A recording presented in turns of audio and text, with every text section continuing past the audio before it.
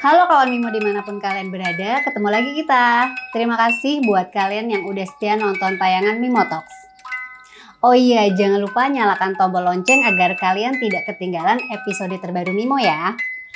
Klik juga tombol subscribe, juga like, komen, dan share agar makin banyak yang tahu informasi penting di dalam channel ini.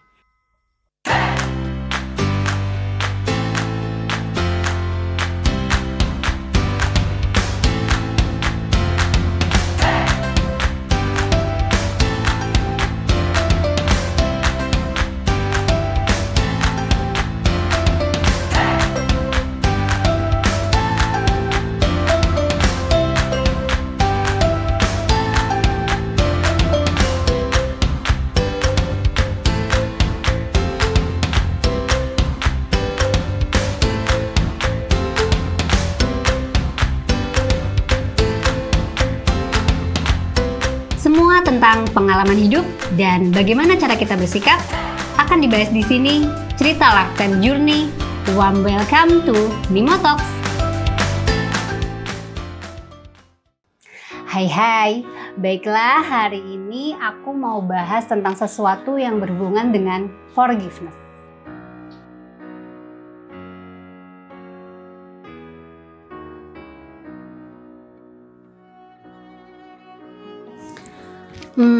Bukan tentang bagaimana cara melupakan sih, tapi lebih ke apology language.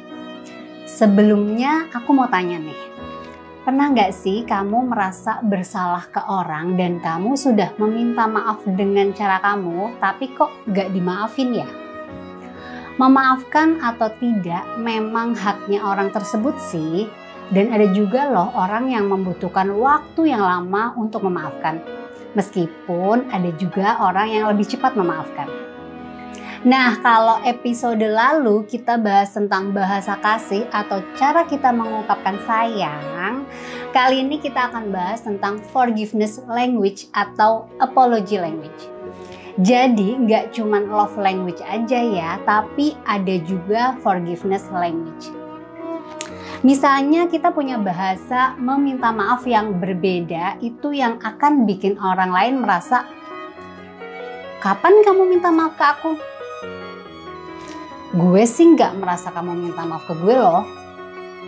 Nah, padahal jelas-jelas kita udah meminta maaf.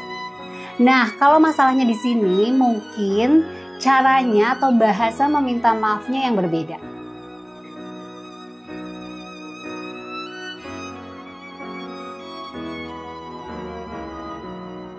Jadi, yuk kita bahas lebih lanjut. Nah, jadi ternyata kayak The 5 Love Language nih, inget gak episode waktu itu? Dalam bukunya The 5 Love Language oleh Dr. Gary Chapman yang ditulis pada tahun 1995, membahas mengenai 5 bahasa cinta yang dimiliki oleh setiap orang. Apology language juga ada 5. Nah, yang pertama itu expressing regrets. Yang kedua ada accepting responsibility, yang ketiga ada genuinely repent, yang keempat ada make restitution, dan yang kelima ada request forgiveness. Yuk kita bahas satu-satu, cekidot. Yang pertama ada expressing regrets.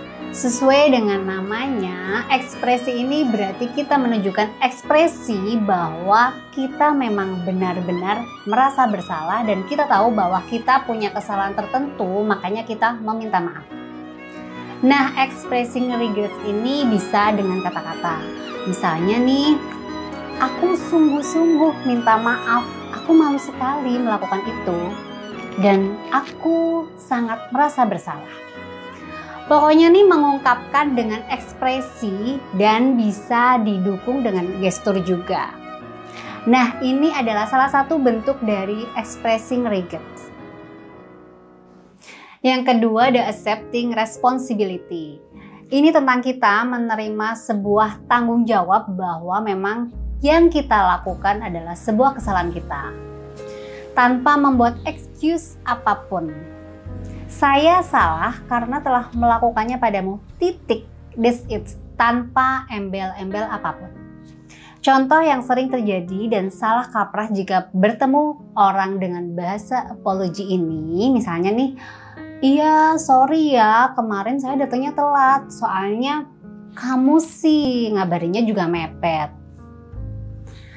Hayo lo, pernah nggak kamu mendengar permintaan maaf seperti ini? Atau bahkan kamu pernah melakukannya? Waduh. Kalau misalnya kita ngomongnya seperti ini, itu terkesan bahwa bukan kesalahan kita, tapi ini adalah salah orang yang bersangkutan. Itu membuat kita jadi tidak menerima tanggung jawab, padahal kita tahu kita yang telat dan kita memang yang salah. Jadi kalau misalnya di suatu momen kita salah, ya terima aja. Akui kalau memang ini kesalahan kita dan kita memang bertanggung jawab penuh atas kesalahan ini. Ini adalah poin di accepting responsibility. Bertanggung jawab dan menerima ini kesalahan kita. Yang ketiga ada genuinely repent. Ini adalah tentang bagaimana menunjukkan adanya perubahan. Misalnya ketika kita melakukan kesalahan, ini bisa dimulai dengan berjanji bahwa nanti hal ini tidak akan terulang kembali dan saya akan berubah. Saya tidak akan melakukan kesalahan yang sama atau menunjukkan perilaku tersebut kembali. Tapi poin pada genuinely repent adalah gak hanya tentang janji saja, tapi harus ditunjukkan dengan action. Tunjukkan kalau memang kita benar-benar berubah. Nah, ini adalah poin dari genuinely repent. Yang keempat ada make restitution. Restitution ini kayak semacam ganti rugi. Jadi kita bertanggung jawab atau meminta maaf dengan cara mengganti rugi. Misalnya nih, kamu merusak barang temen. Nah, temen dengan gaya bahasa ini tidak hanya mengharapkan kamu minta maaf secara lisan, tapi dia berharap kamu akan mengganti rugi dengan menggantikan barang yang telah kamu rusak. Nah, kalau pas kesalahan yang bisa diganti barang, kalau semacam kayak telat gimana? Ya ini contoh aja ya, kalau misalnya kamu telat, ya kamu bisa menggantinya dengan jam kerja yang lebih lama. Contoh aja ya, misalnya mungkin kamu telat di kantor. Ya di saat orang lain sudah pulang, kamu bisa stay dulu untuk melanjutkan pekerjaan. Atau lakukan apapun lah yang membuat rekan kita yang telah dikecewakan untuk tetap senang. Yang penting itu menunjukkan kompensasi atau ganti rugi bahwa kamu menunjukkan permintaan maaf kamu. Ganti rugi dalam bahasa ini nggak selalu harus uang, barang, atau lainnya kok. Tapi bisa juga berbentuk jasa, misalnya perlakuan, sikap, dan lain-lain. Nah, yang kelima atau yang terakhir ini adalah tentang request forgiveness. Jadi ada beberapa orang yang gak cukup hanya dengan I'm sorry, tapi lebih kepada ingin ditanya, aku dimaafin gak nih? Jadi emang ada beberapa orang yang pingin ditanya, please maafin aku ya, kamu maafin aku kan? Jadi kayak make sure aja bahwa bener gak sih kita dimaafin? Nah, mereka tuh akan seneng banget. Nah, ini yang dinamakan dengan request forgiveness. Nah, itu tadi penjelasan singkat tentang the 5 apology language. Tapi memang di budaya kita udah diajarkan begini kan ya. Buat say sorry atau misalnya kita ngerusakin barang, ya kita akan peka buat ngeganti. Tapi seiring bertambah usia, bilang maaf dan ganti rugi saja ternyata tidak cukup untuk mengungkapkan permintaan maaf.